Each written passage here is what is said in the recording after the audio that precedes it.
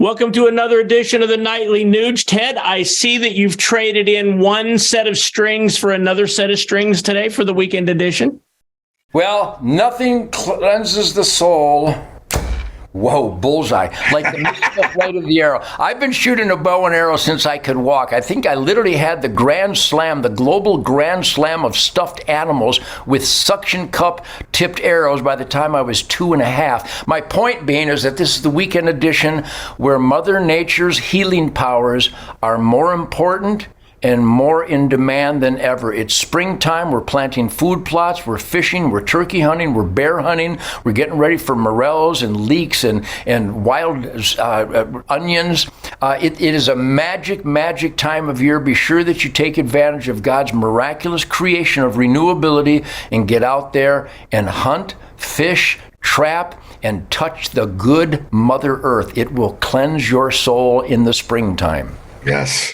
And our guest again today is John Stubbins. And you know what, John, you and I have talked an awful lot here recently. And as you know, Ted and I basically founded a group called Hunter Nation, and then followed up on that with Hunt the Vote. It's hunternation.org and huntthevote.org. And basically what we're doing is we're trying to fight like heck for the American hunter on policy issues, whether that's getting wolf hunts in Wisconsin or trying to delist the wolf in the whole continental 48 or deer baiting bans in North Dakota or Sunday hunting in Pennsylvania or whatever it might be across the globe. We're fighting like heck there.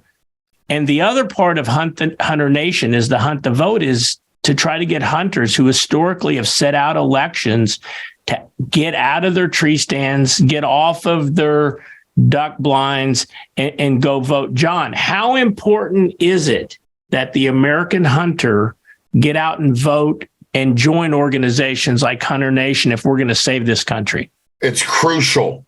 It's absolutely crucial. And by the way, I'm proud to be a champion for Hunter Nation and Hunt the Vote. And I look forward to our partnership going forward. I guarantee you I'm going to be relentless in my pursuit. We're going to be discussing this at my event in Nashville on May 21st. We're going to do a presentation on it, in fact, on Hunter Nation and on Hunt the Vote. I really wish Ted could be there to join us because it's so big. And we need to let all of America know. We need to sit down with Don Jr.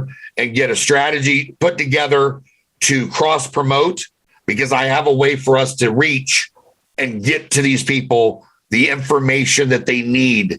And you cannot look, my grandfather used to say that he felt closest to God on the golf course, and that's fine. But I guarantee you, Ted would say he's going to feel closest to God when he's hunting, when he's fishing, when he's out in nature. I feel the same way. Our men's ministry, the First Hour for Men, by the way, it's meant to bring families back together again and restore the family, the nuclear family that they're tearing apart. The fatherless the fatherless rate in America today, in the Black community, it's 80%. Wow. In the white community, it's 47%. It's 46% in the Hispanic community. You want to know what it was in the 70s for all three demographics? Under 3%. That's why it correlates with what you see on your television set, on the news. And it correlates, that relationship with God correlates in time with family. Ted talks all the time about spending time with his family, hunting, fishing, being outdoors. It's so important and it's critical. If you don't have that time with your family, you lose so much. You're not able to communicate together on any issues. When I grew up, my family had dinner together every night. That doesn't exist anymore in America. Families don't even have dinner together. Okay? You know, mom's working, dad's working, or there is no dad. And, you know, the kids fend for themselves. We need to get back to our values. And that's spending time with our family. And that's hunting. That's fishing. That's taking a walk. That's praying together. But it's spending time with our wife, with our kids. It matters. Ted, I want to put a bundle kind of on the whole week. On Monday, we talked about this transgender epidemic that is getting pushed on our kids at schools. On Tuesday, we talked about the drug epidemic that is being pushed on America by our own government, corporate America, and TV ads.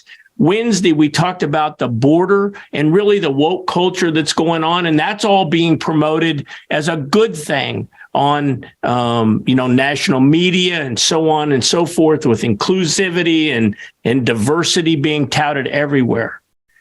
You and John and I all agree that the path to success in America is getting back to our traditional values.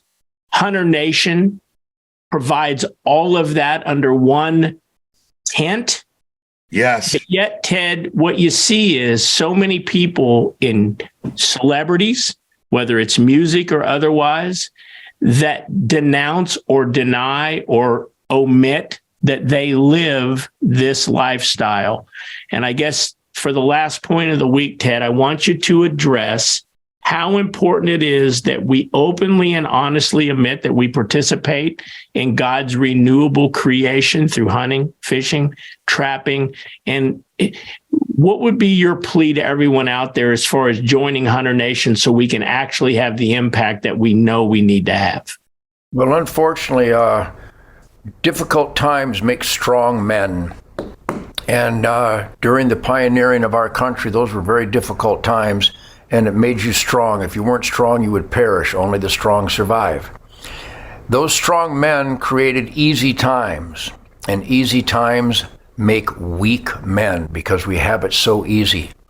And we are in that juggernaut now where everybody is so spoiled. None of these kids had to chop their own wood. They didn't have to grow their own food. They didn't have to hunt their own food. They didn't have to skin their own clothes. They didn't have to do anything. Most kids wouldn't know which end of a hammer to grab today. So it's a cultural deprivation that has been engineered by the dumbing down by our anti-education system. And John Stubbins is not alone. Keith, you're not alone. I'm not alone. The greatest compliment you can give anybody is down to earth. Hey, Ted, I met your son Toby. I met Rocco. I met Fleetwood. I met your daughter. They are really down to earth. Boy, Ted, your son is grounded.